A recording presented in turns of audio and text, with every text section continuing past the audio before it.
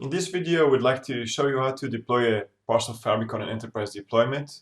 This video will focus on the first step, which is the Postgres installation, and then we'll have another video for the ArcGIS Enterprise installation. So as you know, Parcel Fabric can be installed in two deployments. One is a single user deployment and the other one is an ArcGIS Enterprise deployment. The single user deployment, of course, only requires you to have ArcGIS Pro with a standard or advanced licensing, and it works against a file geodatabase. You don't even have to be connected to the network, but of course the limitation, it's a single user. The first user that starts editing the file geodatabase locks it. With enterprise deployment, you can have multiple users working against versions using the new branch versioning, and it's also accessible from all clients, from the web, mobile, and of course ArcGIS Pro through ArcGIS portal. So this video will show how to install the ArcGIS Enterprise deployment, and we'll start it with installation of a DBMS. You can use SQL Server, you can use Oracle or Postgres. In this video, we'll use the Postgres installation. Postgres is an open free source. I am not a DBA, and this video is not meant to replace the DBA and your system administrator. So this is just to help you get it set up for your testing environment. For a real deployment, of course, you need to have the DBA install the real DBMS and configure the architecture properly. In this video as well, we'll install everything on a single machine, which is just a standard Windows 10 machine. So with that said, let's see where we would get our Postgres to start with. So the first thing that you might want to do is find the version of Postgres you want to download. So these are the versions that ArcGIS supports. Usually it's a version behind the latest release of PostgreSQL. So we can see that the latest version is 11.2, so we'll go with the 11 version. We don't want to choose a version that's very old, and we want to leverage the latest capabilities. To find where you can download that, just Google it, search for it, and you can see here that we have the PostgreSQL.org official download location. We don't want to download any bugs or malicious software. We are going to install it on Windows 10, so I'll choose the Windows. You can also install it, of course, on a Linux machine if you wanted to. And we'll go with the 11 version of Postgres. The installer appears on a link on the top there, so we'll find that installer. With version 11 is only available with a 64-bit version, so we'll download that version. And it will download the executable. So let's kick off the download, save it in a folder called PG for Postgres, and press save. And I'll pause it. And now that it's completed, we can just double click it to kick off the installation. Okay, so we have the Postgres installation. Let's double click it to kick it off. And here it is. You can see the elephant. Elephant because elephants remember everything. I think that's the reason for that logo. And for the most part, we'll just go with the defaults here.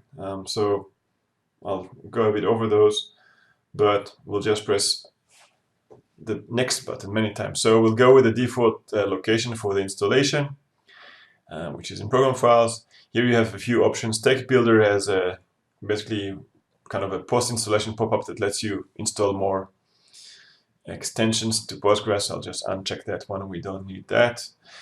And we'll press next. Now it shows you the data directory. I would just leave it as is, especially if you upgrade the Postgres version in the future. It will easily discover that data location.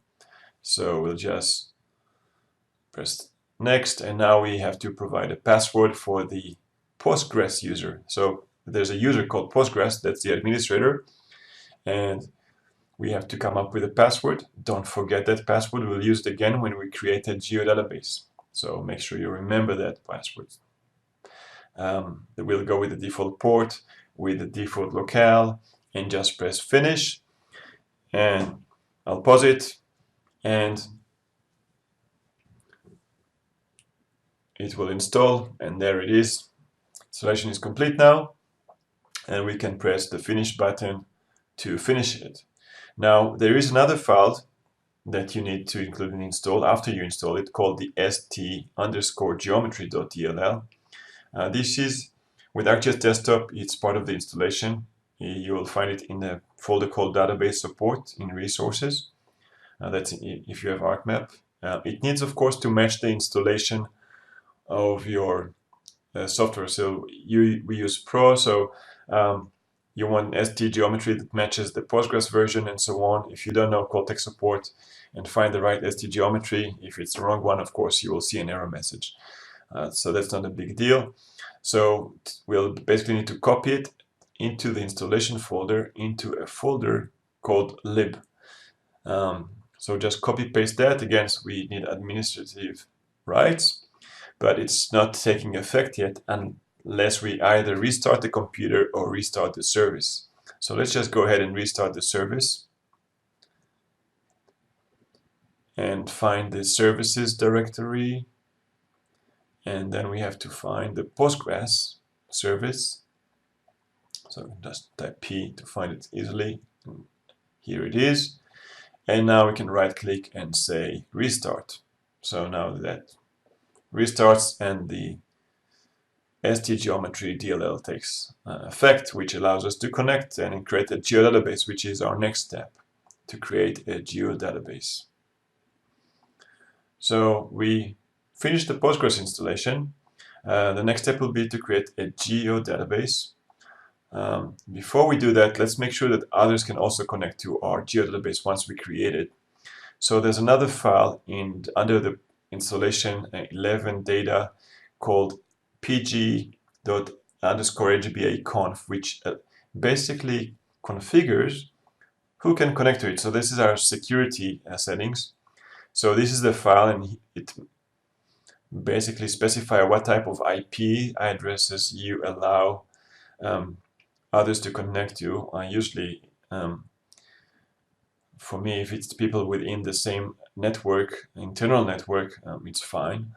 So here's another file that already has those presets, so I'm just gonna copy paste it. Of course, there's documentation on that, and you don't want to allow the wrong people to connect to your database, so make sure you understand that or have a DBA. But if you don't do that, that means that only you on your machine will be able to connect to your database, and that's also fine for testing potentially.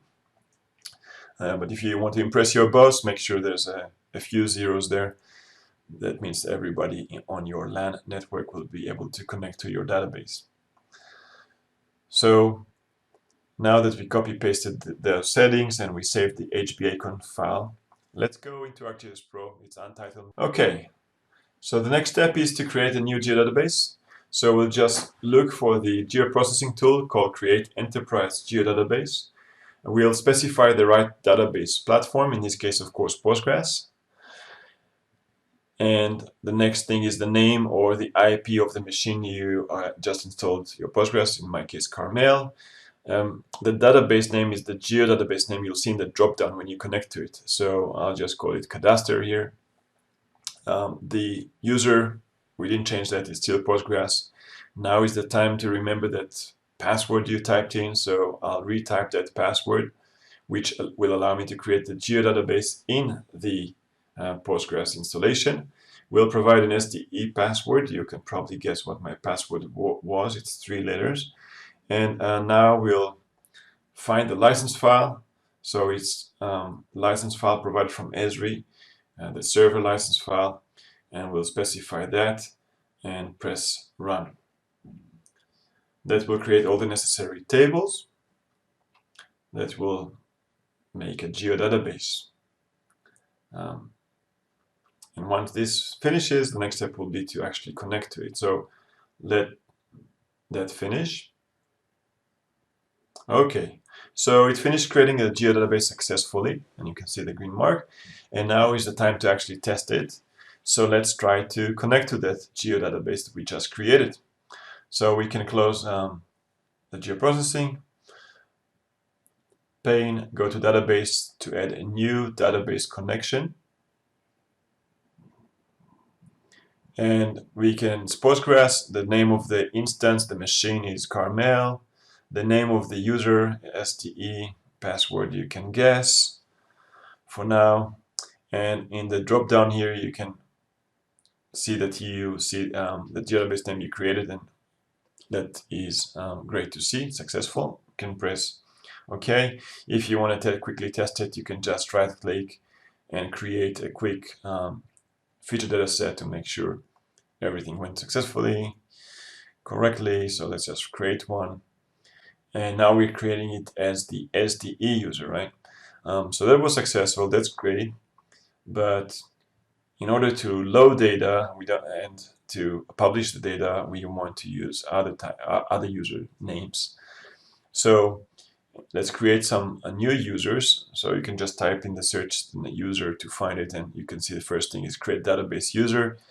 And the first parameter is to provide the connection file. So here it is. And the second thing is to provide the username and the password for that user. So just for testing purposes here, we'll create the two users. One is GIS, and the other one could be map. And we'll use those users to basically create the new schema for the Parcel Fabric, load the data, and then also to publish the data to the portal after we install ArcGIS Enterprise. So here we've created two users, and then we can again test it by modifying that connection. So let's right click on that and go to the connection properties and use either one of those two. Let's go with GIS. Let's this time save the user and password, and in the drop down we can see that it appears, so that's good, and we can press OK now. Another thing you can do is update the name of the connection, so you know that this you're connected here as GIS user. Right click on that, and we can again test that we have the right privileges to create and change the schema, and that was again successful. And you can see on the name of the data created that it is created as the GIS user. So make sure you understand the user management and use the right users to change the schema. But we have completed the Postgres installation, and we have created a geodatabase successfully, and we are ready for the next step, which is to install ArcGIS Enterprise. So part 1 complete.